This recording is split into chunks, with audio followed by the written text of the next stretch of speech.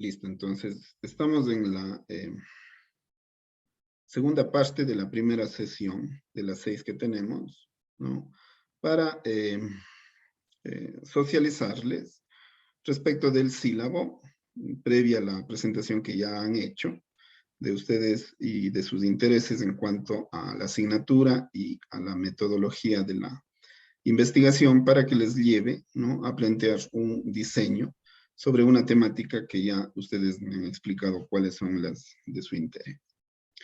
Entonces, teniendo esto, vamos a hacer para el día de mañana, ¿no?, dos actividades. La primera sería que en base de los listados, ¿no?, en base de los listados que tenemos aquí, ustedes puedan hacer, ¿no?, un grupo o formar un grupo del número de integrantes que hayan estado trabajando. Yo supondría que,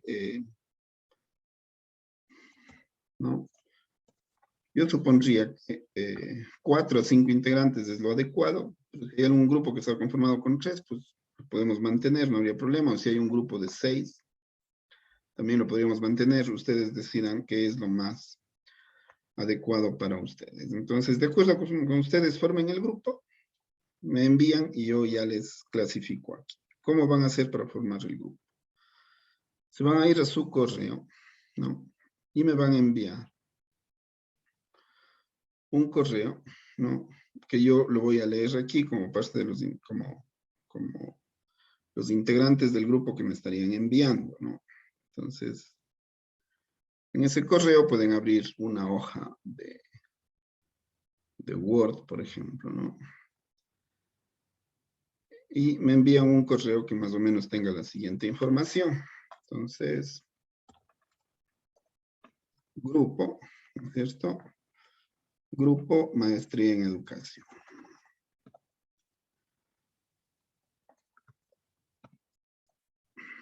¿No es cierto? Entonces aquí me ponen integrantes, ¿no es cierto? Sería, en este caso, qué sé yo,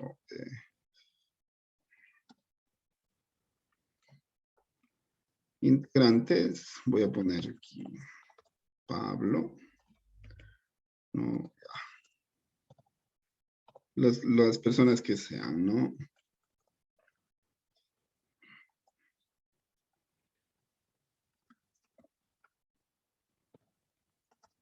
La persona que vaya a ser el jefe de grupo, ¿no es cierto?, a la derecha va a colocar su contacto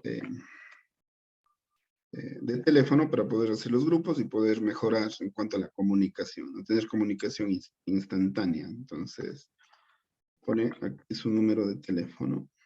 No estamos viendo la pantalla, nos iba a compartir. Sí, no. Bueno, la ventaja es que va a quedar grabado, pero, claro, Doctor, salí para grabar y ahora debía compartir. Bueno, no importa. doctor, Sí, dígame, ¿me Liliana. puedo sentar un momento? Tengo un grupo de padres de familia que me están llamando afuera de mi casa y tengo que salirlos a atender. Ya, Me voy a ausentar déjele, un ratito. déjele silenciando, Liliana, o necesita salir. No, no, solo le dejo silenciando. Perfecto, ya, Liliana. Ya. Claro.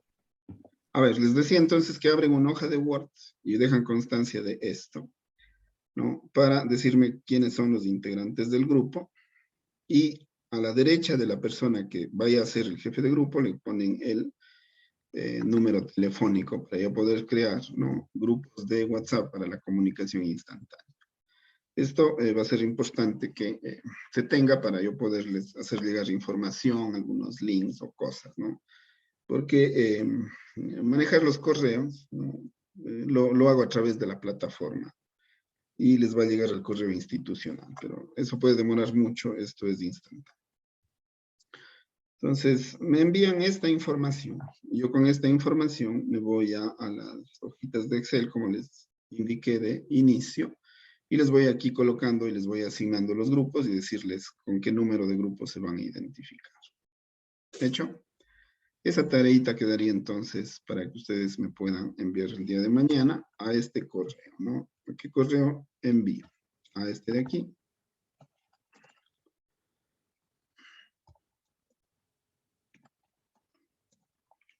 a este correo me va a llegar, esta M es minúscula, ¿no?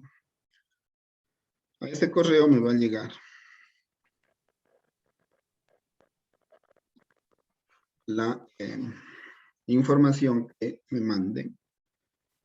Y ya para mañana a las 4, pues yo ya tengo, solamente les informo con qué número han quedado y les mando para ver cómo funciona la comunicación. Una vez que tengamos esto, mañana les doy otra instrucción. Entonces es fundamental que esto se tenga que hacer, ¿ya? Sí, Víctor, diga. Disculpe, Marco. Hay Sí. ratos que por la intermitencia del internet se me entrecorta. Una consulta. Claro. Estos grupos es para desarrollar el borrador del tema del trabajo de titulación, ¿verdad? No. A ver. Como les decía, esta parte de evaluación yo le voy a cambiar, ¿no? Y eso de aquí no le hagan cuenta, porque va a venir específicamente cuáles van a ser los trabajos que van a desarrollar y cuánto vale. Pero, si les di un adelanto hace rato, y es mejor que quede grabado eso, ¿no? Les dije que el número de horas de trabajo práctico experimental que ustedes tienen que desarrollar va a ser evaluado. Allí van a hacer el trabajo por grupos. Esas 48 horas de trabajo va a tener una valoración de 40 puntos. Ya les voy a decir específicamente cuáles trabajos son, ¿no? Les voy a poner en la plataforma los trabajos que tienen que hacer. Y los 10 puntos adicionales para tener los 50 va a ser su participación en estas clases.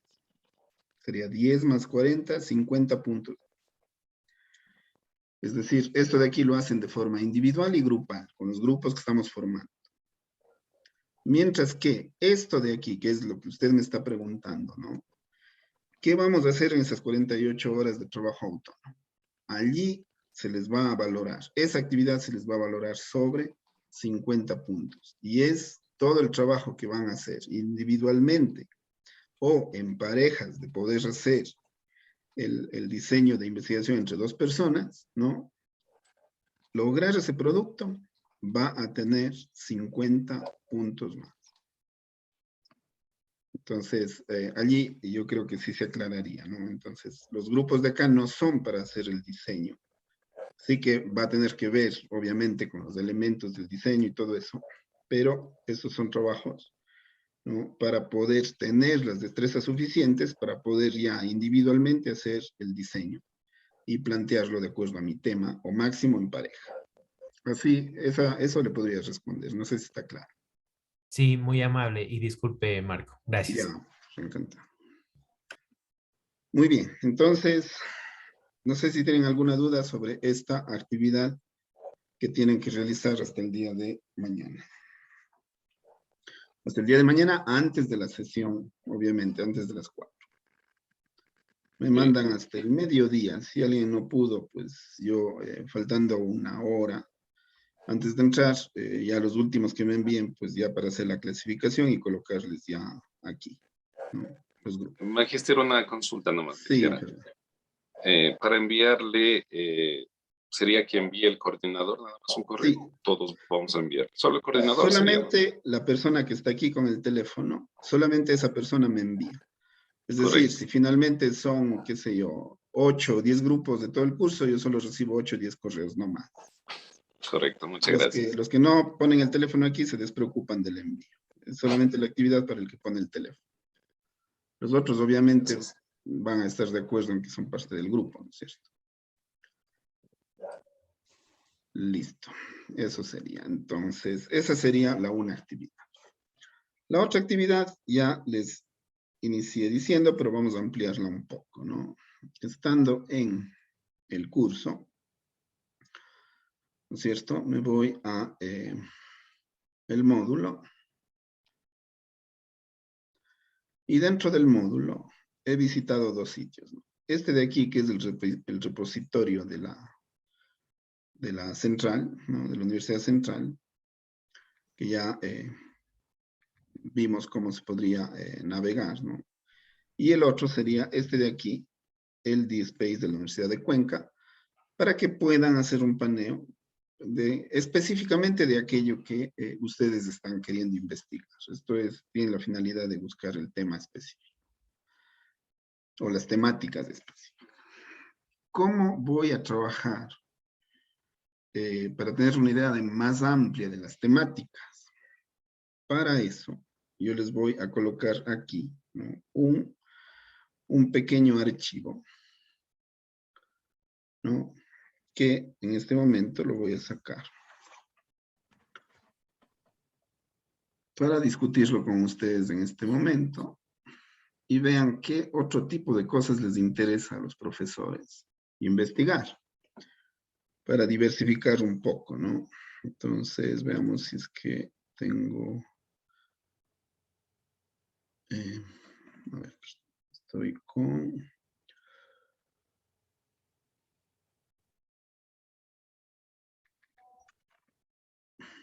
Este de aquí les voy a compartir. Conceptos a profundizar mediante lectura de artículos científicos.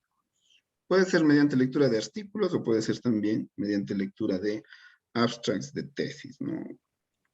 ¿Qué nos va a interesar en el abstract de una tesis o qué me va a interesar cuando yo entre a los sitios para revisar lo que vimos hace un momento, ¿no? El abstract, el objetivo de la tesis y las conclusiones. Por favor, tomen nota de eso, ¿no? Las revisiones que ustedes van a hacer va a ser solamente del abstract. Es imposible que se puedan leer todo lo que está allí, no van a leer una tesis y ver qué vale o qué no. Obviamente, si les interesa el tema y quieren ir más allá, sí que tendrían que hacerlo.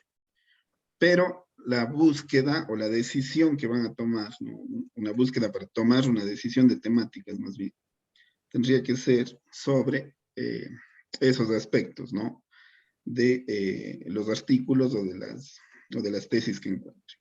Abstract, objetivos, resultados o conclusiones. Hay muchas, eso no me gusta mucho, hay tesis que no sacan resultados. Nosotros sí que le vamos a incluir los resultados dentro del informe. Entonces, resultados y conclusiones. No todos los resultados pueden leerse 1 o 2. No todas las conclusiones pueden leerse 1 o 2. Pero si les interesa, obviamente sería bueno que se lean todas. Eso en estos 2 sitios, ¿no? Aquí y acá. Que se vean unas 2 o 3 de aquí, unas 2 o 3 de acá, creo que estamos. Ustedes obviamente hacen el trabajo de seleccionar cuáles son esas que más les interesaría. Primera cosa, para diversificar temáticas, para ir decidiendo el tema. Segunda cosa.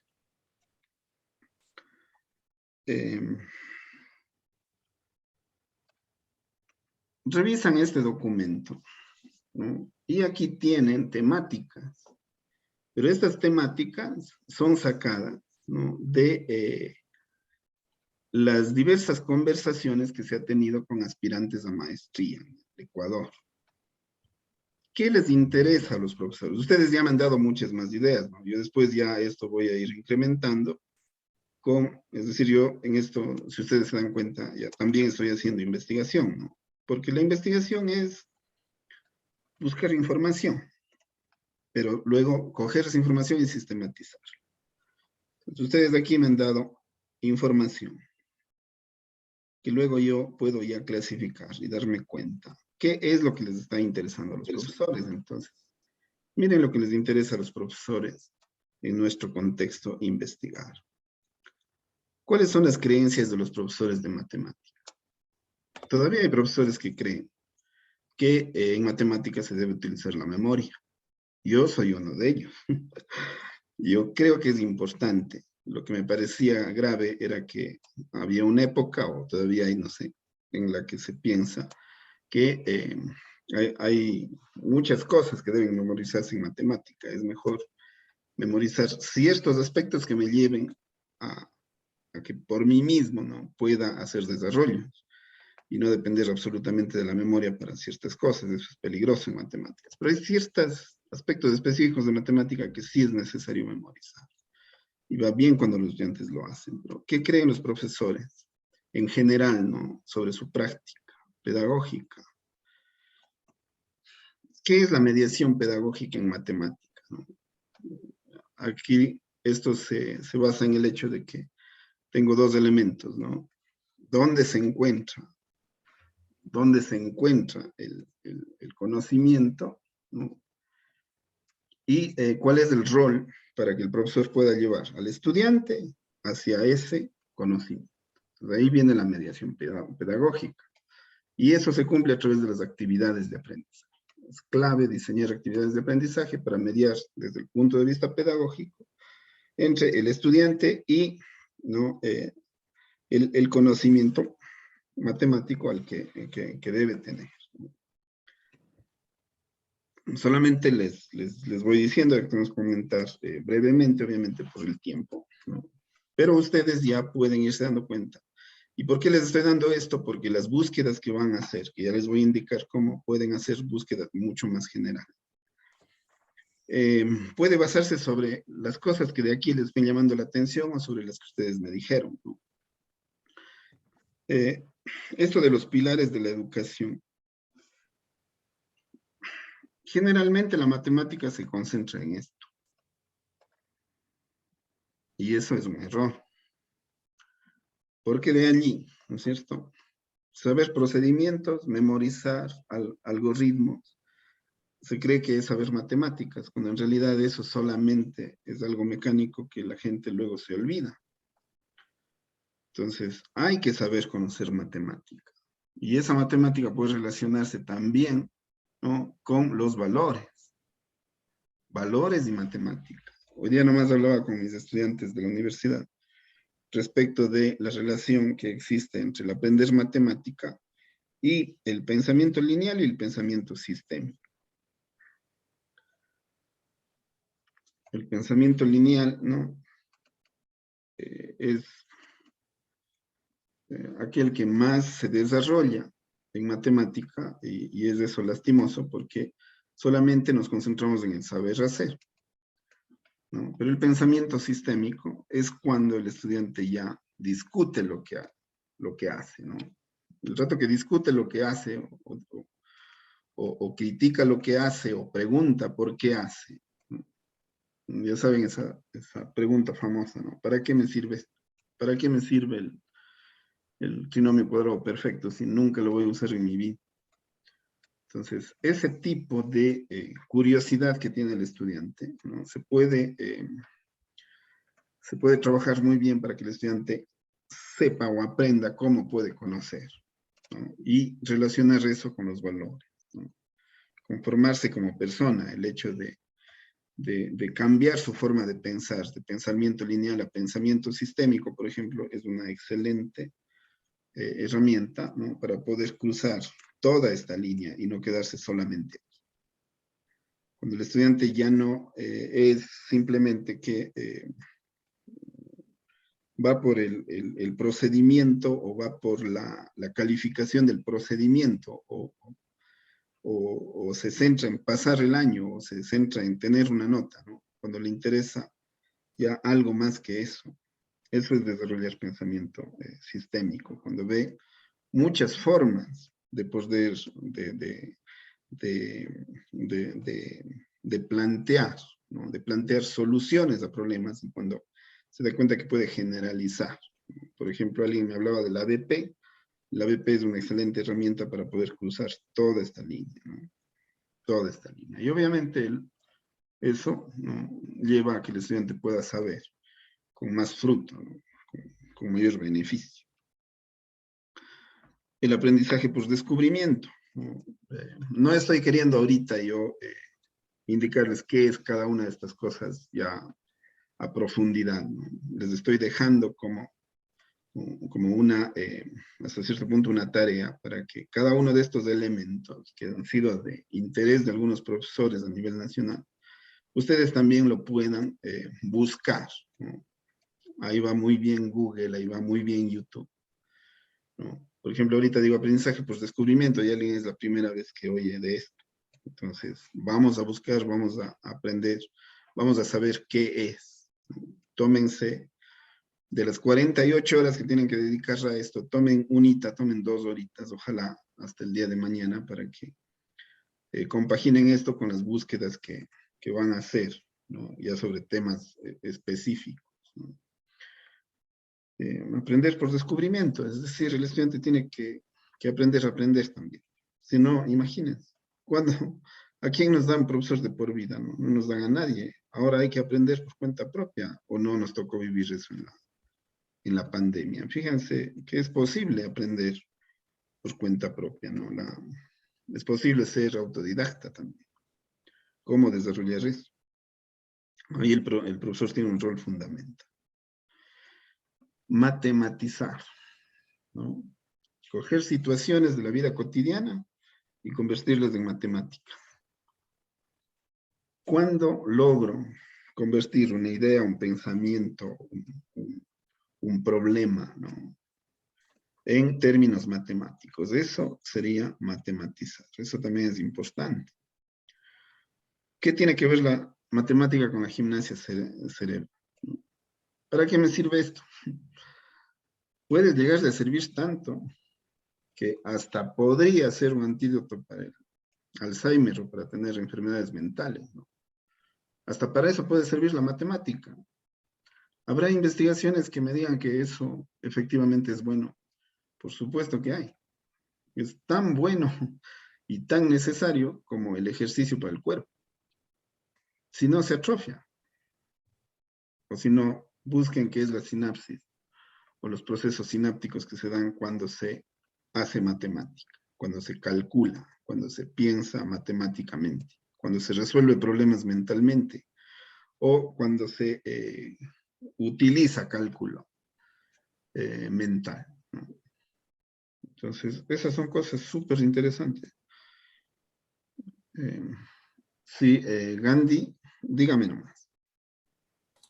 Sí, bueno, buenas noches, doctor. Sí, Sí, esto es muy lindo, ya que la gimnasia cerebral son realmente lo utilizamos como acertijos, ¿no? sí, El razonar, el pensar. No solamente, como usted lo acaba de decir, que sea mecánico, sino que claro. ayuda al desarrollo del pensamiento rápido. Esa es otra palabra clave, desarrollo del pensamiento. Desarrollo del pensamiento matemático. Este es un tema, una temática, ¿no? No es un tema, es una temática interesantísima. Muchas gracias, Gam. Veamos entonces si es que a alguien le interesa, si puede encontrar algo sobre eso. Los MOOC, ¿no? Los MOOC que están muy populares y mucho más todavía con esto de la pandemia. ¿Cómo se puede hacer, ¿no?, educación de forma masiva a través de plataformas virtuales, ¿no? Si bien es cierto, los MOOCs se hacen a través de plataformas que son de pago o que es muy difícil acceder para poder eh, eh, generar un MOOC, ¿no? Hay métodos, hay formas en las que sí se puede o tomar MOOCs o desarrollar MOOCs para desarrollarlos a través de plataforma virtual, la que disponemos los profesores en la institución educativa. Es decir, hacen un MOOC para la institución, sin pensar que es específicamente para determinados estudiantes, sino para los estudiantes de ahora, para los estudiantes que ya pasaron, para los estudiantes futuros. Entonces, eso es importantísimo ver que se pueden plantear, ¿no?, cursos masivos sobre matemática. Los conocimientos previos de los estudiantes son poco explotados. A veces el profesor trabaja sobre lo que le dice su programa y no considera los conocimientos previos, a veces ni siquiera al inicio del curso. Los conocimientos previos, ¿no?, hay estudios que dicen que deben ser manejados en cada clase. Es decir, un profesor no puede avanzar algo nuevo, ¿no?, si es que no ha verificado por lo menos unos 5 o 10 minutos, ¿no?, de qué es lo que se asimiló de lo anterior para poder continuar con lo que viene. ¿Por qué los profesores no hacemos eso? Porque por desgracia el sistema es así, nos obliga a completar programas y los programas son sobre contenido. Imagínense lo que sería que yo aquí en este módulo me fijo en que yo ¿no?, el profesor, yo debo cumplir los contenidos que me han pedido las autoridades de la universidad, de la maestría. Es decir, yo estoy pensando en mí como profesor. No puede ser así si el profesor tiene que ser un mediador, ¿no? El profesor tiene que fijarse qué es lo importante que debe aprender un estudiante durante el curso. Por lo tanto, tengo que ver que ese tejido se vaya dando, y el tejido se logra dar, ¿no?, a través de amarrar lo que viene con lo que ya se vio. Si no, solamente vamos poniendo hilos. Hagan un símil con un tejido. Un tejido comienza, ¿no es cierto? Y no puede haber un tejido nuevo si no es amarrándolo con el anterior. Y así se va avanzando y tejiendo lo que se esté haciendo, ¿no? Piensen en una bufanda. Si quiero conseguir es porque todo queda claro. Si no, sería simplemente unos hilos, ¿no? Es como ir poniendo hilos para tener la longitud.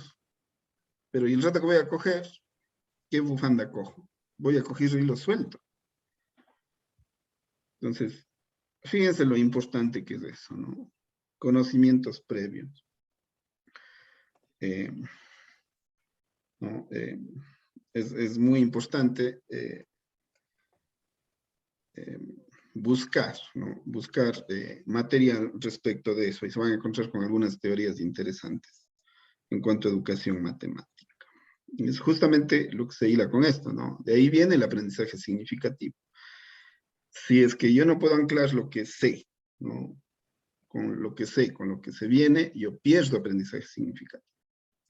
Es decir, nada empieza a tener significado para mí si no anclo lo que viene, ¿no?, con lo que ya sé. La etnomatemática, alguien mencionaba el tema, hay algunas cosas que tenemos de matemática en el Ecuador. Uno de los monumentos más importantes del Ecuador, que es Ingapirca. Ustedes váyanse allá, si alguien conoce, lo que está allí es pura matemática. Ustedes ven, es pura matemática todo el día, y si se van un día de sol, ahí tienen para hacer matemática pura. La forma del castillo de Ingapirca, la forma en la que están distribuidas las paredes, la forma de las piedras, la forma de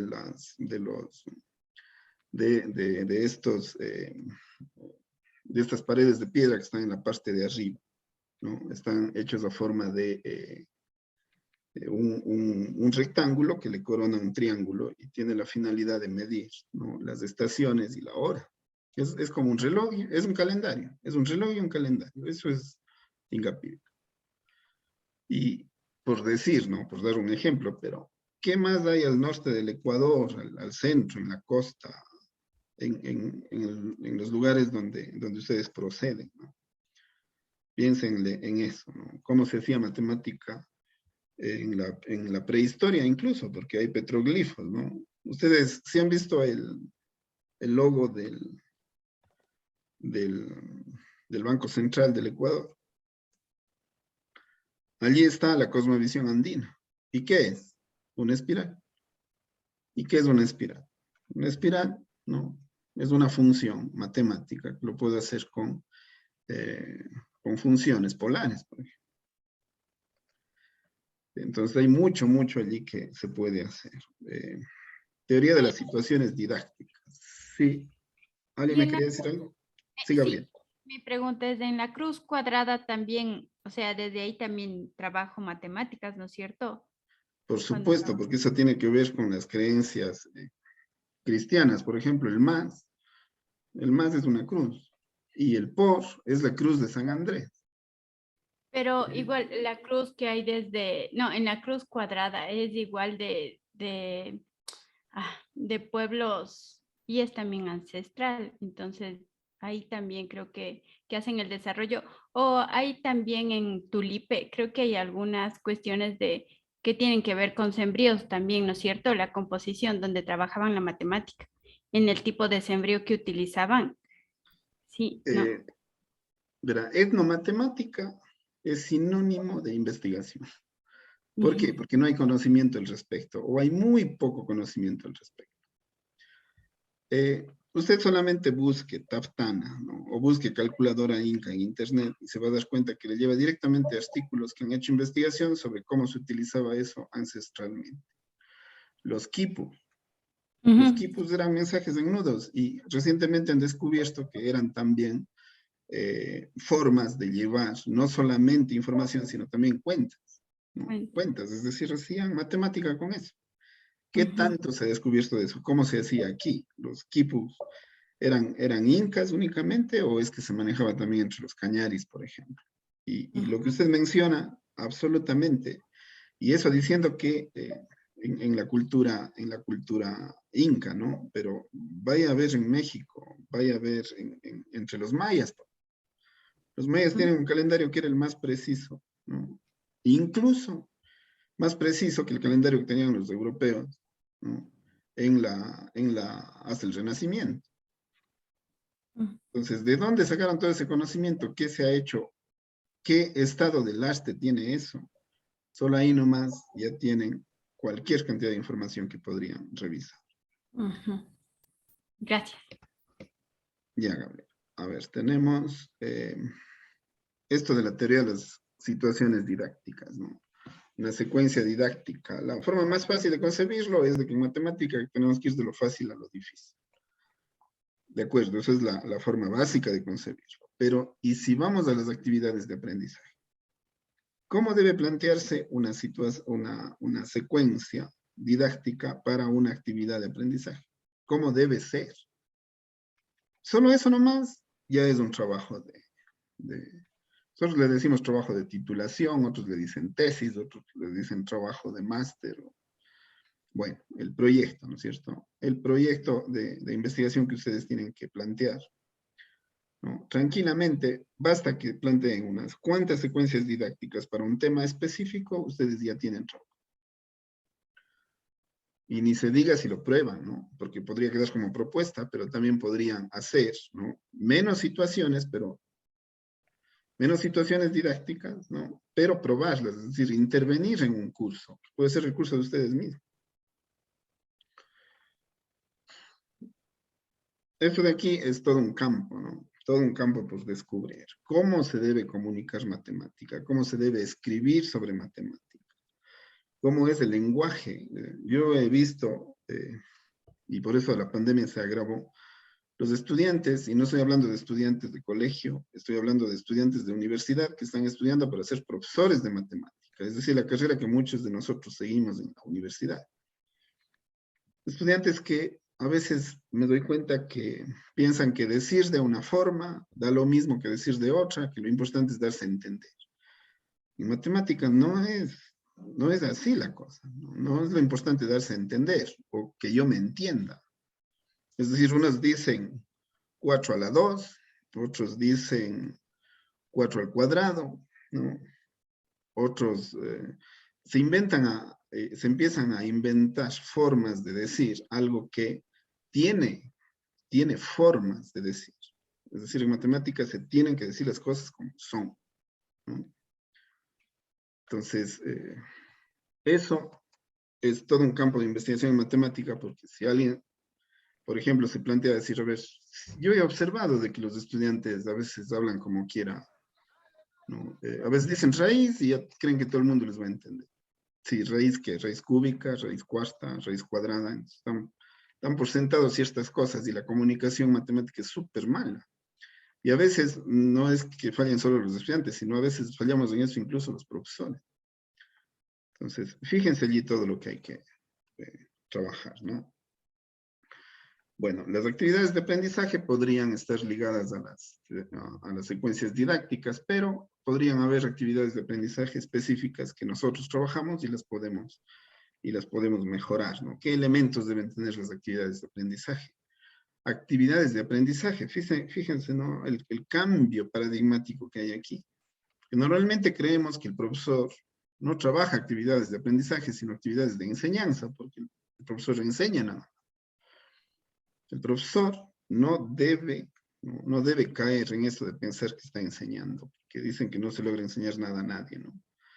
Sí que el profesor, ¿no?, debe considerar la enseñanza, pero para el aprendizaje. Si la enseñanza no sirve para el aprendizaje, pues entonces la enseñanza no sirve. Si la enseñanza no lleva al aprendizaje, no sirve la enseñanza. Entonces, centrémonos en las actividades de aprendizaje. ¿Por qué? Porque la enseñanza está implícita. Sí es enseñanza trabajar en actividades de aprendizaje. Creatividad e innovación. Algunos de ustedes lo dijeron. Fíjense que la mayoría de ustedes va por aquí, ¿no? Pensando en que innovación son las tecnologías. Pero fíjense cuántos títulos hemos visto, cuántos temas o temáticas hemos visto ya. Y recién aquí está mencionado esto, ¿no? Y ni siquiera dice TIC, porque innovación no es solamente tecnología. Innovación pueden ser, ¿no? Actividades de aprendizaje, por ejemplo. Actividades de aprendizaje innovadoras sin tecnología. Por ejemplo. De hecho, el exceso de tecnología a veces hace mal. Conversaba con una rectora el otro día y me decía, oiga, estoy preocupada, porque los estudiantes antes, por lo menos, les preocupaban las notas. Ahora ya no les preocupa ni eso. Ya no les importa sacar malas evaluaciones. Hay personas que no saben ni las tablas. Y ya no les preocupa, porque saben que la calculadora da 100. O sacan el teléfono y arreglado el lío. ¿Eso qué será? ¿A qué estaremos? ¿A qué nos llevará eso? Este es otro tema de mucha preocupación, especialmente de quienes tienen hijos en tercero de básica, de los profesores de tercero de bachillerato. Es una preocupación y aquí hay mucha investigación que hacer. ¿Cómo está mi institución en esto? ¿Cuántos están calificando? ¿Por qué? ¿Por qué están fracasando tanto en los exámenes de transformar, creo que se llaman ahora, ¿no? ¿Será el problema el examen? ¿Será el problema los estudiantes? ¿Será el problema el modelo? ¿Quién ha dicho eso? ¿Quién ha investigado eso? Fíjense, eso es algo muy importante y de mucho interés. Acordaránse que yo les estoy mencionando de que cuando ustedes hagan su investigación, ¿no? Ustedes cuando hagan clic aquí, su trabajo va a estar aquí. Y alguien puede hacer clic y ver qué han hecho. Entonces, imagínense si alguien hace una búsqueda y se encuentra con que con resultados de esto, ¿no? De una institución específica. Bueno, eso puede generar interés. Piensen en eso, ¿no? Si bien es cierto, es importante lo que a uno le interesa, pero también hay que ver qué es lo que le interesa a la sociedad. ¿Qué le interesa a la sociedad o qué problemas tiene la sociedad? ¿Ustedes creen que alguien piensa, les doy algo general, ¿no? Alguien piensa que una herramienta específica, qué sé yo, un software para matemática, se aplica en una Estoy en clases ahorita. temática específica de matemática. Entonces, eso a mí me parece interesante. Pero, ¿y eso qué tanto le interesa a la sociedad? Entonces, también sopesen eso, ¿no? Piensen, ¿qué puede generar más interés? ¿Resultados sobre esto o sobre el tema que yo estoy pensando? Entonces, allí sopesen motivación personal, la información que pueden tener a disposición y el interés que la sociedad tendría sobre un tema. Eso es el impacto, en cambio, ¿no? Ustedes aquí dicen, ¿qué tan impactante es para la sociedad el tema que me interesa? Las adaptaciones microcurriculares es algo que yo diría es la batalla perdida, la batalla perdida de la educación en el Ecuador. Porque se supone que estamos trabajando, ¿no? Modelos de destrezas, ¿no? Con criterios de desempeño, como se llamaba, ahora simplemente puede cambiarse de nombre, se puede hablar de habilidades, se puede hablar de destrezas, se puede hablar de competencias, se puede hablar de resultados, se puede hablar de muchas cosas. Pero por desgracia los profesores seguimos haciendo lo mismo. La mayoría de profesores seguimos haciendo lo mismo, no podemos hablar de todos. Entonces, yo a veces veo que el ministerio emprende muchas cosas y gasta mucho dinero, y mucho de ese dinero se desperdicia porque no termina pasando al aula. El objetivo de una reforma curricular es que llegue al aula, no de que se capacite a los profesores y no de que se publicite que se está haciendo cambios curriculares, sino que eso efectivamente se practique de parte de los profesores y que mejore, ¿no?, la calidad de la educación. Entonces, ¿qué también le ha ido o les ha ido a las reformas curriculares en el Ecuador? Por los informes, ¿no? Por los informes no tan bien que digamos. Entonces, allí hay mucho también que investigar o que buscar qué resultados ha dado, ¿no?, esto de las adaptaciones curriculares o microcurriculares. Aquí yo pongo microcurriculares porque me parece que si una adaptación curricular no cae en lo microcurricular, es una reforma que no ha tenido sentido. Y vean cómo vamos en eso desde el año, si no estoy mal, esto se planteó desde el año 95, es decir, llevamos 26 años de que esto no ha logrado cuajar.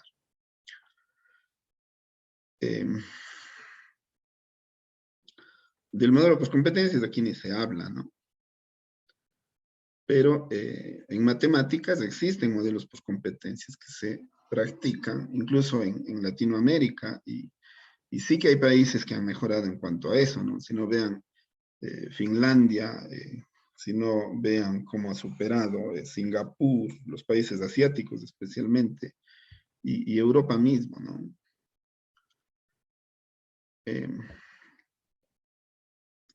Este es el modelo que se está manejando ahora, si no estoy mal, ¿no? Un modelo por destrezas con criterios de evaluación. Perfecto, ¿qué también se está aplicando ese modelo? ¿Qué elementos tiene este modelo y cómo se puede efectivamente llegar a practicarlo en un aula? En matemática, en alguna asignatura específica de la matemática, en algún curso específico, ¿no? Hablar de investigación formativa, ¿cómo puedo usar la investigación formativa? Y relacionarla con esto que hablábamos hace un momento, ¿no? Del aprendizaje, a ver, aquí está, el aprendizaje por descubrimiento. Estas dos cosas están ligadas, ¿no? Si el profesor coge la investigación y le convierte en una metodología, ¿no?, para sus clases, aunque sean cosas muy chiquitas las que se pueda hacer dentro del aula, pero eso va sumando y va dando una nueva forma de trabajo, una nueva metodología. ¿Qué investigaciones se puede llegar a hacer para que el estudiante por su cuenta logre tener resultados, ¿no? Por ejemplo, se me ocurre, qué sé yo, jueguitos didácticos, ¿no? Jueguitos que le permiten al estudiante armar cosas o hacer cosas. Justo ahora hice una experiencia con unos chicos que están cogiendo trigonometría y busqué, como se forman para ser profesores de matemática, relacioné la asignatura con la geometría y cogimos un tangram y le empezamos a resolver el tangram, no en cuanto a armar rompecabezas, sino le recortamos en todas sus partes, ¿no? El tangram es un jueguito que sale por coger un cuadrado y recortarlo en diversos rectángulos y cuadrados y trapecios. Y con eso, en lugar de empezar a formar figuras, empezamos a resolver las figuras que se obtenían desde el punto de vista trigonométrico. Y luego empezamos a complicar la figura, ¿no? Empezamos a partirlo en 2, a partirlo en 3, a partirlo en 4, en 5, en 6, en 7. Y ya no solamente en figuras tan regulares que digamos, ¿no?, sino empezamos a mezclar con líneas quebradas y todo eso. Y efectivamente se logra que los estudiantes pasen a desarrollar este pensamiento no lineal o este pensamiento sistémico, ¿no? A los estudiantes díganle de cuántas formas pueden dividir un cuadrado. El que más les dice que de 4 formas. La mayoría dice de 2. Un buen grupo dice de una sola forma. Solamente se puede partir un cuadrado en 2 partes iguales, trazándole una línea, o bien horizontal o bien vertical. Unos pocos dicen diagonal, y el resto ya no dice más. Cuando en realidad se puede partir en infinitas formas, y allí nomás ya se les genera un interés, algo distinto, ¿no? Empiezan a descubrir cosas. Entonces, eso se puede aplicar. Y otros de interés del grupo que ustedes ya me han dicho, ¿no es cierto? Ya tenemos registrado aquí. Pero vean en cuanto a esas temáticas. ¿Y dónde pueden empezar a hallar información de esas temáticas? Ya les digo, ¿no? En Google o en YouTube. Yo les dejo ahí el documento para que lo encuentren. Pero si quieren encontrar ya información formal de esto, y ya el DSpace obviamente es muy reducido, ¿no? Ya han visto que solo hay unas cuantas cosas y muy pocas respecto de lo que a mí me interesaría. Entonces me tengo que ir ya a buscar información más formal, ¿no? Entonces, en este caso, si ponemos, por ejemplo, ¿no? Tesis, ¿no? De maestría, ¿no? Universidad. Pueden ir a universidades específicas, ¿no? Vamos a colocar la de Barcelona, que es un poco la que conozco. Entonces, van a poder encontrar los repositorios de todas las universidades o de la mayoría de, bueno, yo diría de todas las universidades buenas del mundo. Una universidad que es buena no puede permitirse no tener esto. ¿Y qué es esto? Estos son los trabajos que hacen los estudiantes para graduarse de magísteres o de másteres. Pueden buscar en Dialnet o pueden ir directamente al repositorio, desde el CRAI de la UB. Y si van cambiando la universidad, siempre van a tener, ¿no?, la posibilidad de hacerlo a través de Dialnet u otro buscador de documentos, ¿no?, en este caso de tesis, ¿no?, o directamente el buscador de esa universidad en específico. Entonces, aquí pueden buscar, por ejemplo, si van a buscar tesis doctorales, ¿no?, podrían hacerlo, porque las tesis doctorales no es que son trabajos que utilizan otra metodología de la investigación para poder ser desarrollados. Utilizan la misma metodología de la investigación que se utiliza en grado o en maestría. O sea, no es distinta la metodología de la investigación. La investigación no es distinta, lo que varía es la profundidad, ¿no? Lo que varía es la población, es decir, se pueden hacer tesis a poblaciones mayores o más profundas, ¿no? Entonces, si hacen clic allí, verán que esto, yo pude haber hecho una búsqueda específica, pero puse de manera general, lo que sí puse la universidad, ¿no? Pero aquí el resultado no solamente es de esta universidad, sino de todas las universidades catalanas. Entonces, veamos cómo están las tesis doctorales de la Universidad de Barcelona. Ustedes tienen allí, ¿no?, para hacer esa búsqueda específica en esta universidad, ¿no? Y podrían buscar el tema, por ejemplo, podrían decir, ¿qué se está haciendo en educación matemática? ¿Qué se está investigando? No necesitan ir viendo una por una. En el DSpace hacemos eso porque es poquito, ¿no? Pero aquí ya podemos ir viendo cómo enseñar matemática a personas adultas. Esto le dan mucha importancia en otros lugares. ¿Cómo se puede enseñar matemáticas a ciegos, a sordos, a personas con discapacidad? ¿Qué es inclusión? Imagínense. Yo aquí no he puesto inclusión. Imagínense lo terrible que es esto. ¿Por qué no he puesto inclusión? Porque a nadie le interesa qué es inclusión. En matemáticas, cuando está demostrado que la matemática es la asignatura más exclusiva, ¿no?, exclusiva, o sea, no inclusiva, del currículo. No solo en el Ecuador, en el mundo. Es decir, los estudiantes que no aprenden bien matemática o que no les gusta la matemática, terminan siendo excluidos. Pierden el año, tienen problemas, buscan carreras en la universidad que no tengan nada que ver con matemática. ¿Por qué? Porque fueron excluidos. ¿Por qué? Por un sistema, por una institución, por los profesores de una institución. Imagínense la investigación que se puede hacer. Y también, obviamente, van a encontrar temas tecnológicos, ¿no? ¿Por qué podría ser interesante? Porque ustedes dirán, pero son tesis doctorales. Sí, pero si es que ustedes abren una, ¿no? Fíjense esto, ¿no? la relación entre asignaturas. La educación física como contexto impulsor de la alfabetización matemática en primaria.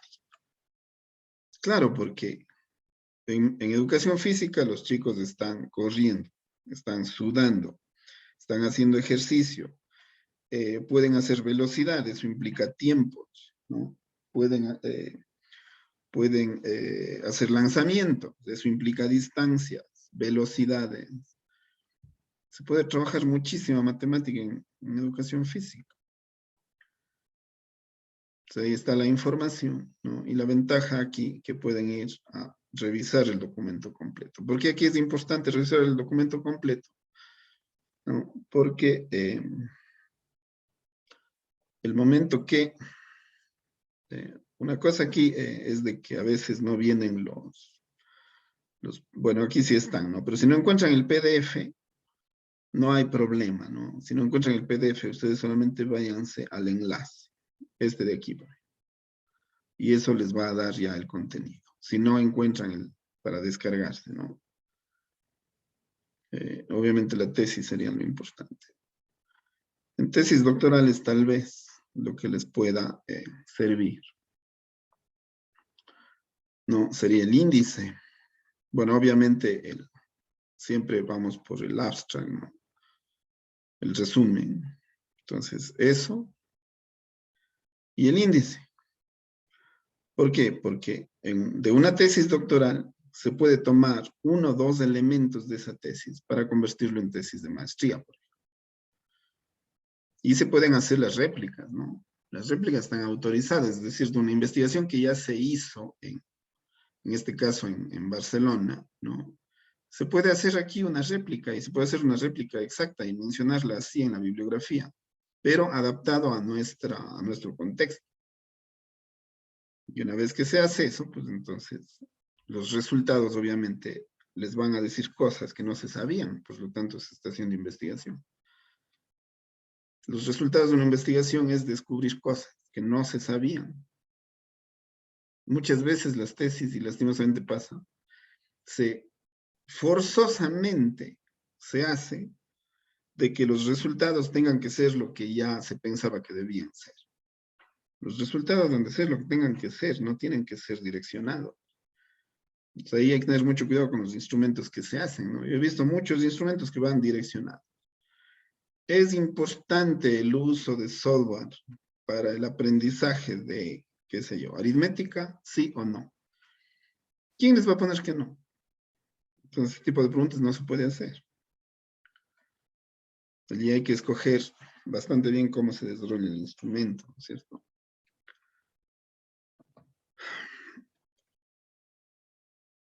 Fíjense aquí, por ejemplo, dice la competencia matemática y su alfabetización en la escuela. Aquí habla de competencias matemáticas. Es una de las temáticas que había mencionado. Aquí es relación a la educación física y la competencia matemática. Educación física y matemática es complejo, es un problema complejo, por eso es una tesis doctoral. Pero ustedes podrían hablar, por ejemplo, ¿no? El lanzamiento de jabalina o el lanzamiento, o los deportes, ¿no? Estos deportes que son de lanzamiento de disco, lanzamiento de jabalina, lanzamiento de bala, ¿no? Y las competencias matemáticas o habilidades matemáticas, medida, ahí entran distancias, ¿no? Tiempos, allí entra el manejo de fórmulas, despeje de fórmulas, comprender, ¿no? Comprender una situación específica a través de la matemática, comprender un deporte a través de la matemática, evaluar un deporte, ¿no? La forma en la que se asigna puntos. ¿Cómo es la puntuación en los Juegos Olímpicos, por ejemplo? Para determinar cuál es el mejor atleta. ¿Cómo se hacen los Juegos Olímpicos para determinar un ganador? No es simplemente el que coge y lanza más lejos a la primera, sino hay múltiples fases. ¿Cuáles son? No sabemos. Entonces, allí entra la investigación. Como no sabemos, sería importante investigar a ver cómo se hace y ver si los chicos saben. Les juro que los chicos no tienen ni idea. A veces ni uno, a veces cuando ve, se entera, pero no se sabe exactamente cómo es. se podría trabajar en un proyectito de ese tipo, ¿no? Con el profesor de educación física, pidiéndole espacio.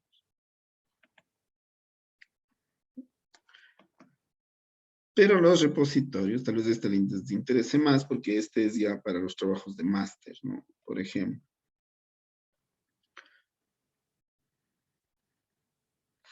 Entonces, aquí, por ejemplo, si escojo una, miren, las universidades de Barcelona son bastante buenas.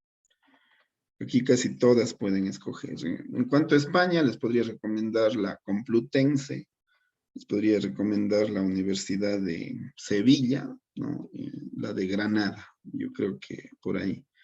Pero aquí yo diría que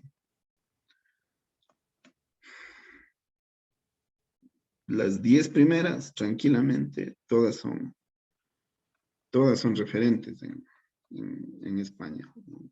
Como buenas universidades. Y aquí tienen las temáticas, educación matemática.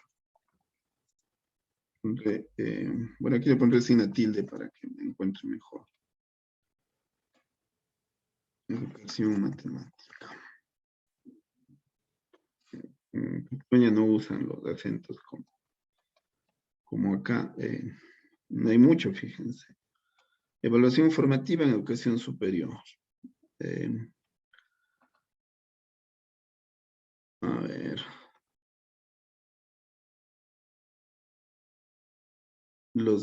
Estos del PISA, ¿no? Ese es todo un campo de investigación porque mide los conocimientos matemáticos de estudiantes de 15 años a nivel mundial. Y vayan a ver las clasificaciones. Y vayan a ver cómo salió el Ecuador la última vez que participó, que de hecho creo que fueron una o dos en las que estuvimos a la cola, pero por ahí mismo va Colombia, por ahí mismo va Perú, casi obtienen lo mismo, es decir, en Latinoamérica la matemática está muy mal.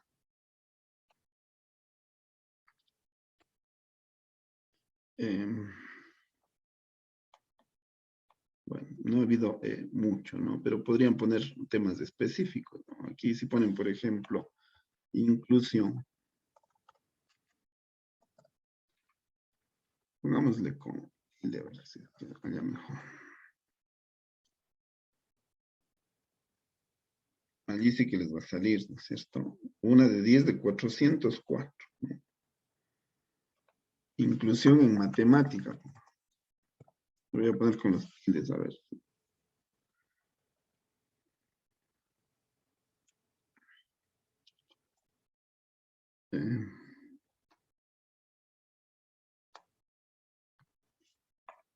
Inclusión y voy a poner, no sé qué quitan más.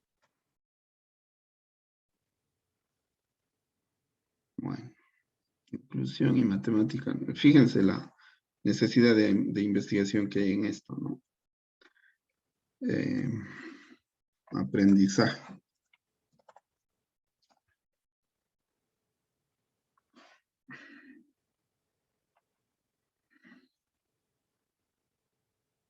Aprendizaje de probabilidades.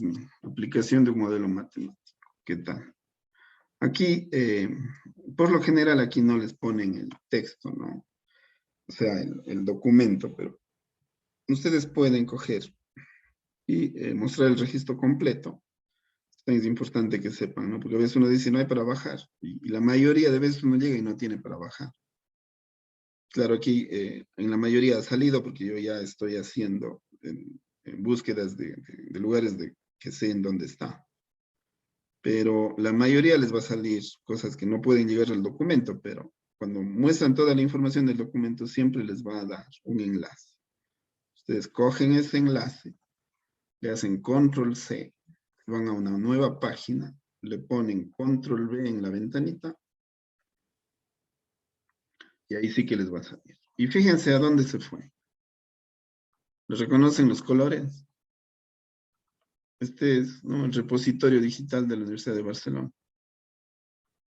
Y en los repositorios de ISIC están los documentos. Está el abstract, ¿no?, y el documento, aquí está. Pueden bajarse. Entonces, este tipo de búsquedas les va a abreviar para poder llegar al lugar donde está el documento de la universidad específica que busquen. Entonces, le hacen clic Y ya está el documento. Te llevan al, bueno, en este caso no tuvo abstract, no tuvo resumen, sino directo fue la introducción. ¿No? El aprendizaje de probabilidades, AP, ¿no?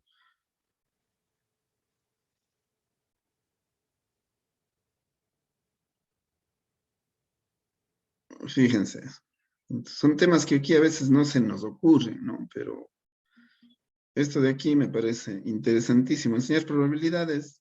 Aquí prácticamente no se enseña probabilidades en el colegio, lo cual es un error. Se debería ligar a lo que es la estadística, se debería aprender probabilidades, se debería estudiar muestreos, se debería estudiar juegos, ¿no? Se debería... una vez me acuerdo, llevé un juego de naipes a un colegio para hacer una práctica sobre probabilidades. Chuta, la rectora no entendió, no entendió. Casi me botó del colegio, un colegio particular, pensando que le estoy enseñando a los estudiantes a jugar naipe, cuando en realidad ya hay mucha matemática.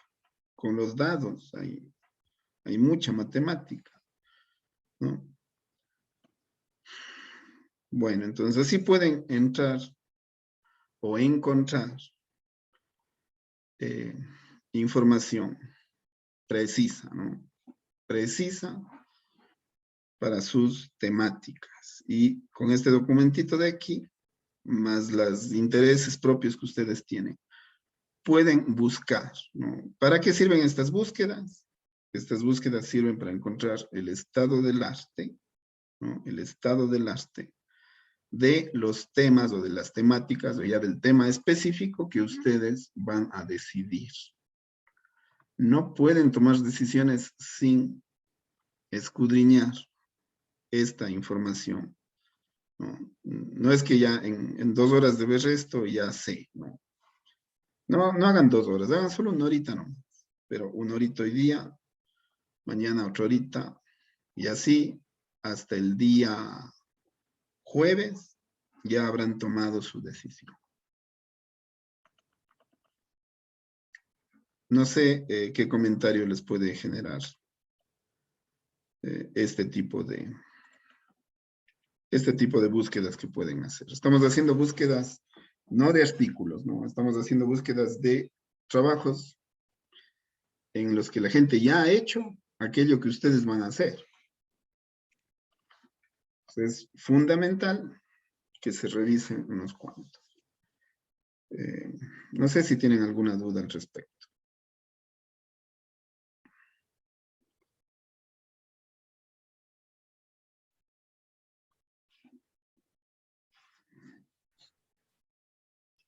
Una consulta, más Sí, por Juan. la parte de los enfoques. Si Ya. bien es cierto, nuestra carrera es de matemática o números y todo, y por lo general utilizamos un enfoque cuantitativo, Ya. pero también, bueno, en lo poco que he aprendido, hay otras carreras que en la parte de sociales le dan un poco más de interés al cualitativo.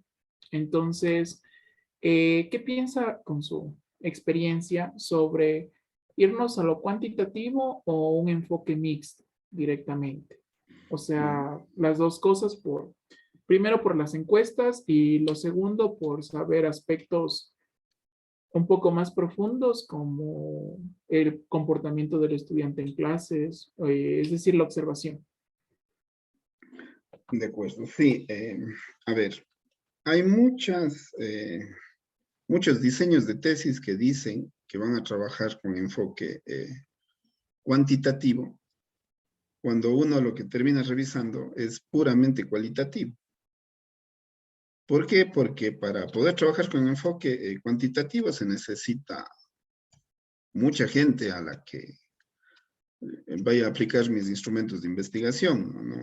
No sé ya específicamente si hablar de cuál, pero por lo general se aplica una encuesta, ¿no? Y en base de lo que responden unas 20 personas, uno piensa que ya tiene resultados de tipo cuantitativo, cuando en realidad con 20 personas uno no tiene nada. Entonces, Allí hay que tratarle eso de manera, yo diría, adecuada, ¿no? Si es que va a ser en realidad algo cualitativo, porque lo cualitativo es lo que prevalece en ciencias sociales. Nosotros no trabajamos ciencias exactas fuera de la asignatura, que es matemática, pero nosotros trabajamos en educación. Entonces, como trabajamos en educación, la educación es una ciencia social, que es la enseñanza de las matemáticas o el aprendizaje de las matemáticas, sí, pero estamos dentro del plano educativo. Entonces, yo pensaría que la mayoría de trabajos que ustedes van a hacer son de tipo cualitativo. Si es que van a tener una población amplia, ¿no? Se podría pensar en un enfoque, en este caso, cuantitativo. Pero yo no me asustaría si es que la mayoría de tesis de este grupo son de tipo cualitativo. Ahora, sí que hay el enfoque mixto, ¿no? Y tiene sus defensores. De hecho, creo que está prevaleciendo ahora, pero tiene que ser un mixto auténtico. Es decir, si yo voy a entrevistar a unas 5, unas 6 personas, algunos de ellos profesores, otros que podrían ser estudiantes, etcétera, ¿no? Yo tengo elementos para hacer y aplicar la parte cualitativa. Pero si aparte de esto tengo cientos de estudiantes bajo una situación específica y quiero saber qué es lo que está pasando allí, pues allí sí podría decir que puedo aplicar encuestas masivas para que me respondan y poder sacar resultados, ¿no? De la opinión que pueden tener los estudiantes para responder encuestas, que ahora hay la ventaja de hacerlo en línea y que hay herramientas para eso, ¿no? Entonces se podría aprovechar muchísimo eso, pero pensar que mi diseño es cuantitativo porque voy a aplicar una encuesta a 20 personas, a 20 estudiantes, ¿no? Es no tener bien claro qué es cuantitativo y qué es cualitativo. Ahora, allí entra en juego también eso de las poblaciones, ¿no? Porque también es cierto que tenemos limitaciones como maestrantes, porque no tenemos tiempo, porque no tenemos tiempo en el trabajo y no tenemos mucho tiempo para hacer el trabajo de investigación. ¿Qué tiempo les van a dar a ustedes? En el mejor de los casos les estarán dando 1 año y medio. Tal vez esté fijado que sea solamente 1 año. Entonces, en ese tiempo a veces no se puede hacer una investigación completa por el hecho de que uno trabaja y necesita aplicar instrumentos, y necesita escribir, y necesita todo eso, ¿no? Entonces, a veces por eso es importante delimitar. Y en esa delimitación, o esa delimitación es clave para definir si es que el enfoque que va a tener mi investigación, si es que va a ser cualitativa, si va a ser cuantitativa, si va a ser mixta. Si es que, por ejemplo, ustedes van a trabajar en situaciones específicas, en cursos específicos, en instituciones específicas, yo creería que su investigación va a ser de tipo cualitativo. El impacto de GeoGebra, alguien decía, ¿no? El impacto del GeoGebra para enseñar tal tema. ¿Qué va a ser? ¿Cuantitativo o cualitativo? Cualitativo. ¿Por qué? Porque va a medir, ¿no es cierto? Va a medir qué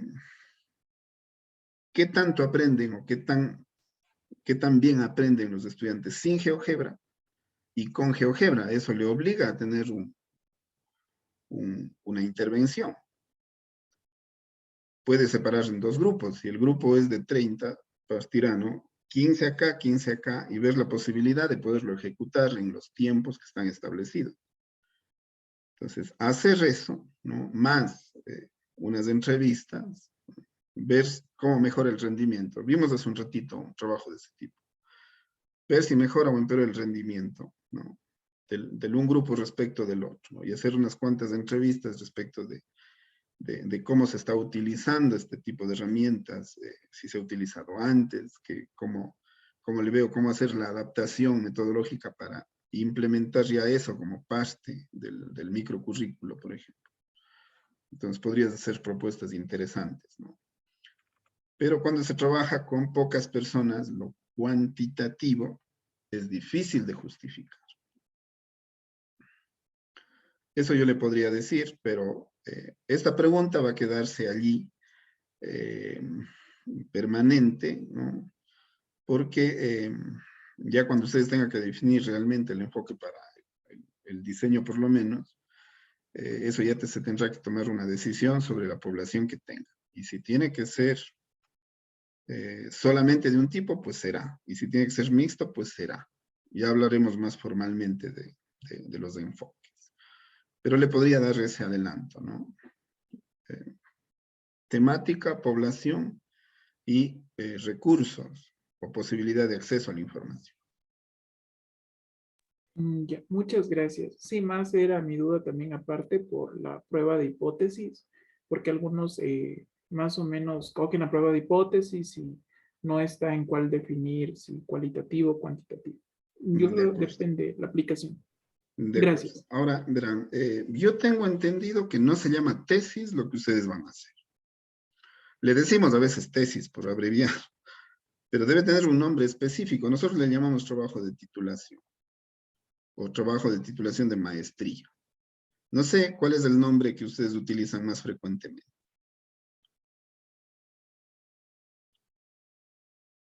¿Proyecto de investigación? ¿Trabajo de...? Trabajo de titulación, le conozco así, yo quizás. Si es que van a hacer un trabajo de titulación, no necesitan hipótesis, porque las hipótesis son de las tesis. Como no van a hacer tesis, ¿para qué las hipótesis? Si pueden trabajar con la problemática y con los objetivos. Si ustedes tienen una problemática bien planteada y ustedes tienen unos objetivos que alcanzar, ustedes ya tienen diseño. No están obligados a poner tesis, a poner hipótesis. Ahora, si eventualmente alguien quiere hacer su trabajo de titulación con una hipótesis para verificarla o desecharla, tampoco es que esté prohibido. Pero hay que ver si es que efectivamente, ¿no?, el diseño les va a permitir hacer eso. Si el diseño lo permite, claro, se puede hacer, no es que esté prohibido. Pero si no tienen, no se preocupen, ustedes tienen que hacer un trabajo de titulación nada más. Las tesis se hacen a nivel de doctorado. Y en las tesis de doctorado sí que hay que probar hipótesis. Si es que ustedes quisieran, por ejemplo, hacer una réplica que les mostraba hace un momento, si quisieran hacer una réplica de una parte de una tesis doctoral, ¿no?, y la hipótesis de esa tesis era tal, entonces simplemente le trasladan y dicen, vamos a ver acá, si es que esta hipótesis se cumple o no. O sea, allí sí tendrían una investigación en la que probar una hipótesis. Pero por lo que escuché, la mayoría de ustedes va por los trabajos de titulación sin hipótesis, sino con problemática y objetivos. Si están cumplidos los objetivos, están allí los resultados y están allí las conclusiones, ustedes tienen trabajo. No hay ningún problema.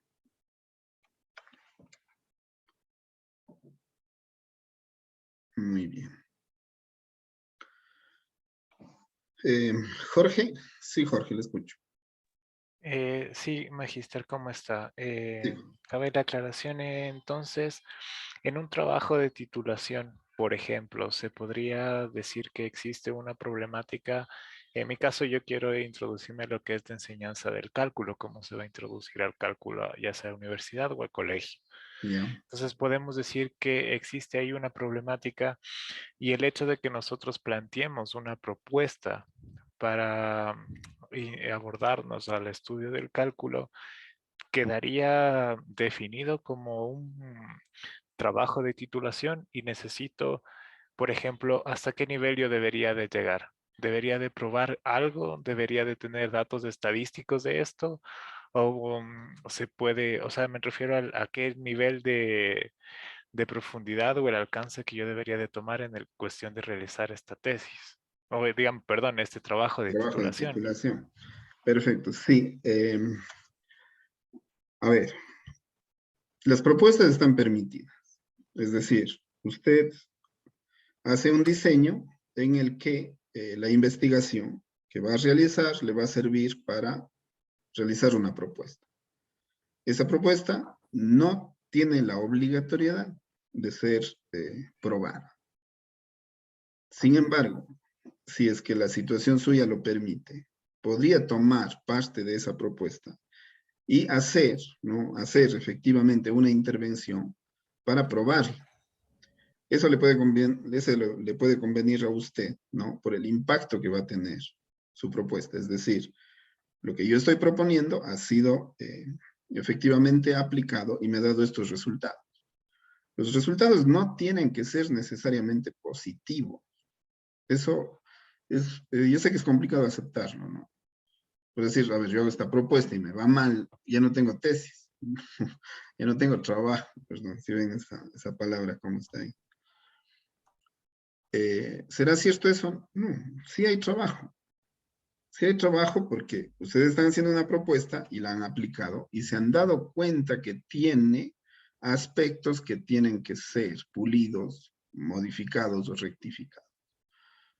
Ustedes al poner a prueba eso, ¿no? Eso no invalida el trabajo, eso más bien valida el trabajo, porque a partir de esa implementación, ustedes pueden hacer correcciones y dejar constancia de que esas correcciones ya se podrían implementar dentro de la propuesta general, de la propuesta completa. Entonces, ¿puede quedar solo como propuesta sin verificación? Sí. ¿Puede hacerse una propuesta y verificar una parte? Sí. ¿Puede hacerse una propuesta de menor alcance para hacer una intervención completa? Sí. Eso se llaman los proyectos de intervención. Y con esos proyectos ustedes es más reducido, pero se consigue ambas cosas, ¿no? Es decir, una parte de propuesta en la que se interviene, se obtienen resultados, se obtienen conclusiones y ya está el trabajo. Entonces, las tres posibilidades están admitidas. La que a usted le convenga más, la que a usted le vaya mejor, pero también, como vamos a aplicar principios éticos, ustedes no están haciendo esto solamente para graduarse. Ustedes están haciendo esto porque quieren hacer, ¿no? Un aporte, porque quieren mejorar, porque quieren aportar al desarrollo del conocimiento sobre ese aspecto específico que están proponiendo, que están investigando. Eso en suma le podría decir. Si usted ve que están todos esos elementos, pues usted tiene trabajo. Eso sería, Jorge.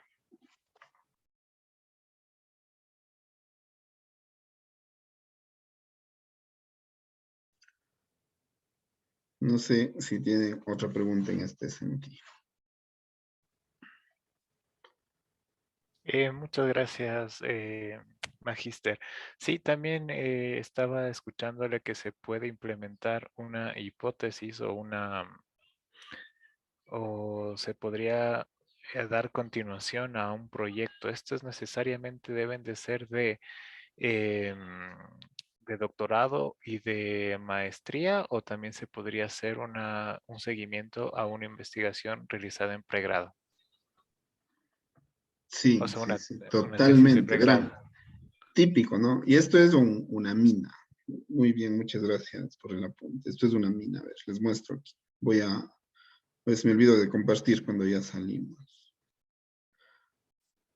Es una muy buena idea coger tesis de grado. Creo que a ver, este de aquí era de maestría, ¿no? Vamos a ir acá. Y vamos a buscar tesis de grado. Bueno, ayer han puesto pregrado, pero en realidad es grado, ¿no? Entramos aquí. Y ustedes se dan cuenta que cuando ingresan a tesis de grado, voy a ir al de esta carrera que es esta de aquí.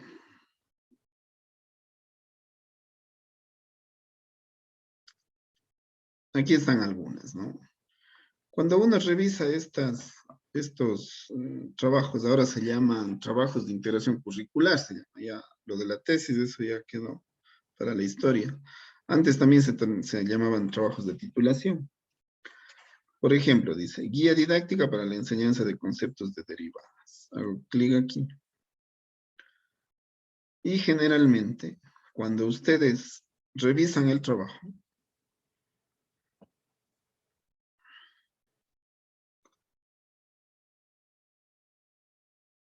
veamos.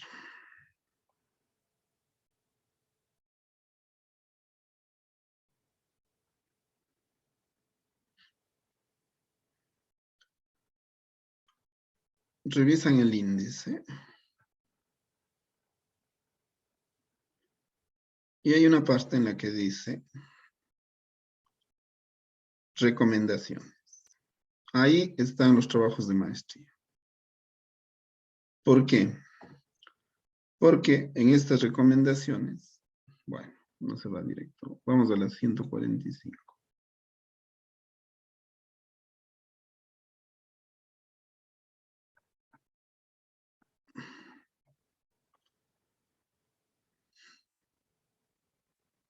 Suelen estar aspectos que han faltado de ser desarrollados o situaciones que se han dado a lo largo de la investigación y que no han podido solventarse.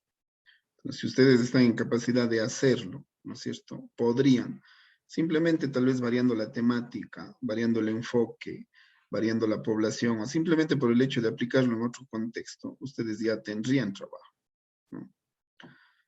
Dice, concientizar a los docentes sobre los beneficios acerca del modelo constructivista, cuyas estrategias de enseñanza se pueden aplicar haciendo uso del material concreto, recursos tecnológicos, etc. Que hoy en día la tecnología nos pone al alcance, dejando así la enseñanza tradicional en decadencia, ya que lo que hace es limitar el proceso de enseñanza-aprendizaje, dejando al docente sin participación en clases y estudiantes con dudas por resolver. Es decir, lo que está diciendo es de que nos ha permitido esta investigación darnos cuenta de que debería haber ya la introducción de este tipo de herramientas dentro de del microcurrículo. Entonces, ¿qué profesores ya lo están haciendo, ya lo han incorporado, ¿cierto? Y en otro contexto, ¿estará pasando eso? ¿Cómo estarán trabajando los profesores de nuestros colegios en matemática, ¿no? Es parte del microcurrículo, la planificación ya incluye el uso de este tipo de herramientas. Luego dice, los contenidos o temas que el docente desea transmitir, bueno, aquí está grave esa palabra, al estudiante deben ser explicados con claridad. Asimismo, que los conceptos sean definidos en palabras sencillas. Bueno, esto no aporta mucho, ¿no? La presente guía didáctica es un material diseñado para la enseñanza de conceptos básicos de derivadas, por lo que se recomienda, fíjense, usar con estudiantes que no tengan conocimientos acerca de estos conceptos o tengan conocimientos previos como la teoría de límites. Por ello, el docente debe analizar si la guía didáctica cumple con las necesidades de aprendizaje del estudiante.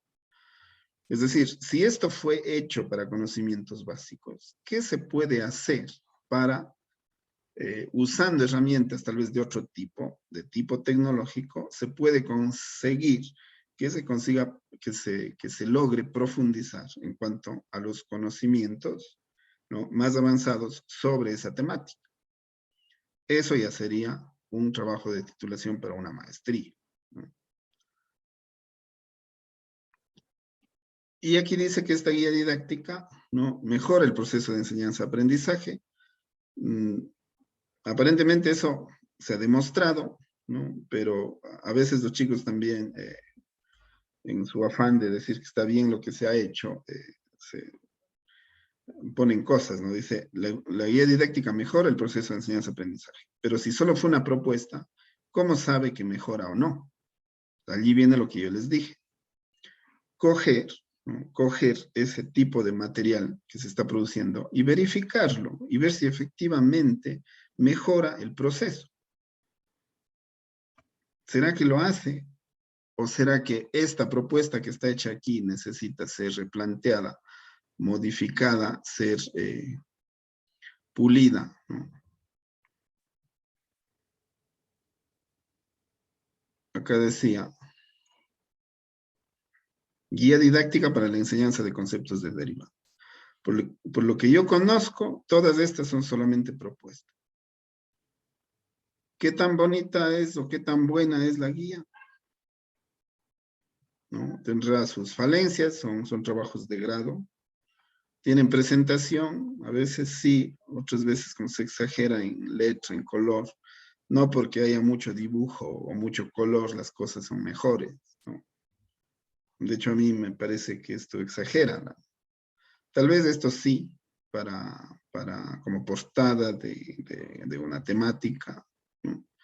Pero ya dentro de la guía mismo me parece muy exagerado. En todo caso, es una propuesta interesante y se podría ver cómo le podemos dar un enfoque ya mucho más profesional, mucho más, con mucha más experiencia por parte de ustedes que han estado trabajando en esto. Entonces, buscarse qué se ha hecho en grado para ver cómo se puede mejorar eso y hacer ya un proyecto más sobrio, más de maestría, ¿no? Entonces, muy bien, efectivamente, esas son minas, ¿no? Les muestro un ejemplo, pero le cogí en realidad al azar, ¿no? Pero en las búsquedas que ustedes van a hacer, como van a demorarse un poquito ya en eso, hasta definir su temática, van a encontrar trabajos que les podrían resultar interesantes y que podrían efectivamente ya convertirse, ¿no? Convertirse en su trabajo de titulación. Lo que les estoy mostrando es prácticamente ya un método, una forma, ¿no? De construir, o por lo menos de encontrar cómo está el estado del arte de su trabajo, de su diseño, digamos. Y si bien es cierto, es posible que en los protocolos de la Universidad Central no se considere como elemento del diseño el estado del arte, por lo menos como trabajo de este módulo, yo sí les voy a pedir. Yo sí les voy a pedir porque yo sé que eso ayuda mucho, yo sé que eso me concientiza mucho más de si realmente, ¿no? Mi trabajo amerita o no. Es decir, si es que a nadie le ha interesado el tema, ¿no? O bien es porque no vale, o bien es porque es una mina por explotar. Entonces van a ser ustedes los que van a empezar a construir ese estado del arte. Eso pasa muchísimo en matemática, en etnomatemática. En etnomatemática el estado del arte es muy pobre, ¿no? Muy poca gente lo hace. Y tiene poca posibilidad de acceder a esa información por el hecho de que es información que ya está perdida, ¿no? Porque nuestros pueblos ancestrales ya no existen, solamente están vestigios. Entonces hay que investigar mucho la etnomatemática, allí hay mucho por hacerse, hay que construir un estado del arte de eso, es muy pobre. Pero hay otras cosas, como por ejemplo el uso de TICs en la educación. Y hablando de educación matemática específicamente, sí que está construido, ¿no? Si bien es cierto, aquí tenemos trabajos de grado o de maestría en eso, pero vemos que a nivel mundial ya existen investigaciones mucho más sobrias sobre eso, y yo podría hacer allí tal vez algún aporte desde mi contexto, ¿no? Desde mi institución educativa, desde mis estudiantes, ¿no? Desde mi colegio, desde mi escuela, desde mi contexto social en el que está esa escuela, ¿no? Pónganse, si bien es cierto, esto de la virtualidad nos ha obligado a todos a de alguna manera hacer que los estudiantes tengan por lo menos un teléfono para poder conectarse, ¿no? De alguna manera sí ha abierto las posibilidades de que la tecnología pueda estar al alcance casi de todos, aunque en las ciudades eso se pudo hacer mejor que lo que se hizo en el campo, por ejemplo. Fíjense lo que ocurrió en el campo, que la gente no quería saber de la educación virtual y lo quería era volver a lo presencial, porque allí sí que no tenía ni conexión. Entonces va a depender del contexto específico, ¿no? Yo creería que ustedes van a necesitar 3 elementos en el marco teórico, ¿no? Ya hablaremos específicamente de ellos, pero como clase introductoria, ustedes necesitarían un estado del arte, un marco teórico y un marco contextual. Contextual porque eso les va a ayudar por el hecho de que ustedes van a trabajar en instituciones específicas. Si alguien puede trabajar en más de una institución, ya sería buenazo. Eso les va a servir si es que van a hacer el trabajo, por ejemplo, en pareja. ¿no? Pero pensar que un profesor va a poder intervenir en 2 instituciones ya es difícil.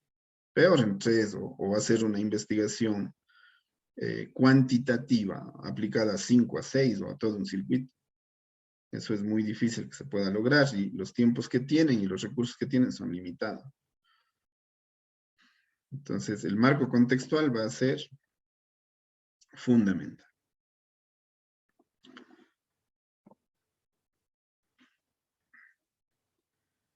Eso sería en cuanto a la introducción.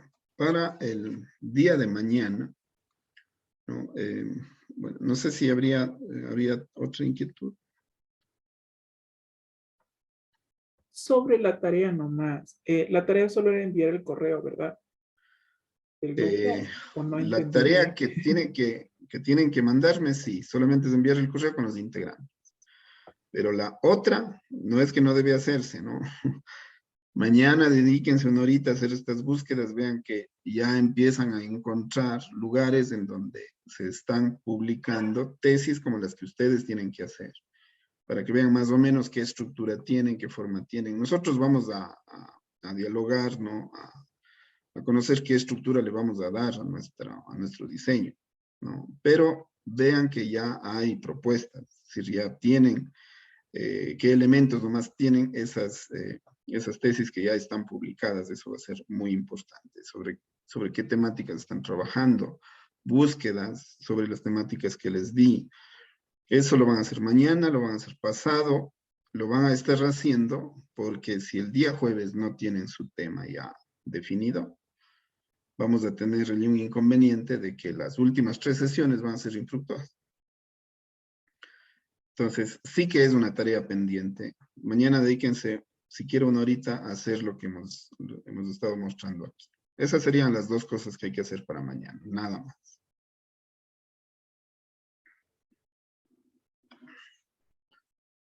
Bueno, entonces, estaríamos cerrando. Solamente les voy a pedir, ¿no? Que ya todos tengan acceso para el día de mañana. Yo he de revisar que así haya ocurrido. A ver, estoy en el... ¿no? De que todos los participantes ya estén conectados. Si es que alguien tiene un problema, me dice, y yo le puedo registrar para consultarle a Janet, ¿no? ¿Qué está pasando? Y de ahí ya empezaríamos a trabajar las sesiones. Veo que como yo no tenía acceso a esta plataforma, apenas me lo han dado ayer, ¿no? Y ayer me dieron de otra materia, recién hoy día me mandaron. A ver, anoche me han mandado, pero yo ya vi hoy de que estas sesiones están armadas para otra asignatura. Entonces yo tengo que hacer ya la adaptación para esta. Yo ya tengo el material, pero como de mañana trabajo y hice al lado algunas cosas para poder dar una mano aquí. Entonces yo todavía no lo tengo, no tengo estructurado esto, ¿no? Y esta estructura de aquí va a hacer que me robe tiempo respecto de del objetivo que nos estamos planteando. Entonces les voy a replantear esto de aquí, por lo menos sesión 1 de la demanda. Estas otras están medio, no están desarrolladas por el curso anterior, entonces me va a ser más fácil. Me va a costar un poco porque voy a tener que borrar lo que está aquí primero para luego armar ya lo mío. Entonces estas sesiones todavía no son mías. Solamente esta de aquí sí quisiera que ya todos ingresen y ya le vean, ¿no? Mañana le mejoro esto de aquí y a ver si puedo avanzar ya hasta la 2. Considérenla como un espacio en construcción, ¿no? Lo importante es que a la última sesión, a las 6, porque me falta Perdón, incluirle una. Master, pero ¿Sí? no está compartiendo, ¿no? Siempre que estoy cuando estoy en esto, me voy y reviso, ¿no? Me refería a esto, ¿no? Cuando ustedes ingresan aquí,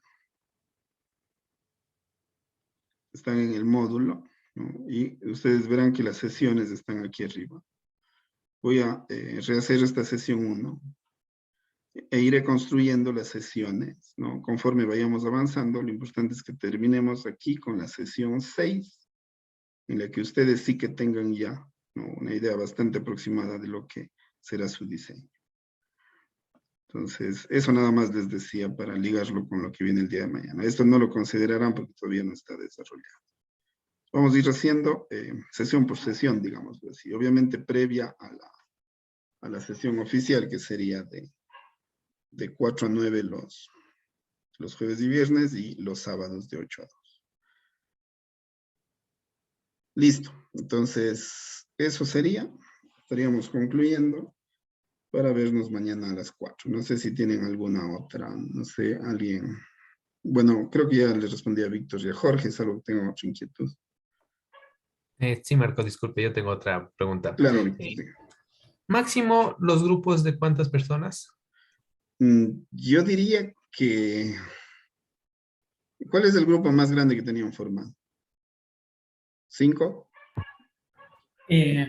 Máster, 6. el grupo 8 somos 6, pero frente a los niveles y frente a los intereses del proyecto, pues hay la expectativa de que se sume otro integrante más. Entonces, en la práctica, si no se han modificado los otros grupos, estaríamos el grupo 8, que generalmente se le ha dado ese nombre, ese número, estaríamos con 7.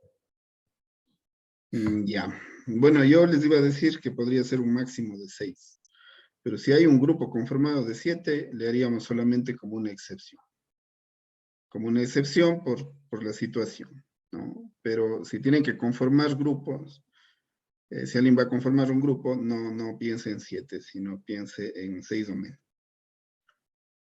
Listo, gracias. El grupo de 7 le manejamos excepcionalmente. Listo, entonces me envían esa información, mañana continuamos. Eso sería. Muchas gracias. Magíster, mi inquietud. Sí. Bueno, no sé si... tenía otra, ya, dígame mejor. Sobre la inquietud es la que usted, por ejemplo, me dijo al principio que no constaba en la plataforma, y es verdad, quiero ingresar y me dice que no estoy matriculado, no me permite. Ya. Entonces, usted sería el único caso, porque el suyo ya le registré. Yo le voy a escribir a Janet para que le pueda hacer constar. Ahora, ¿sabe qué? Me ha de pedir su número de cédula. Eso obviamente yo no le pedí en su información, pero como es un caso específico, para poderle ayudar mejor. No sé si me puede dar su cédula, por favor.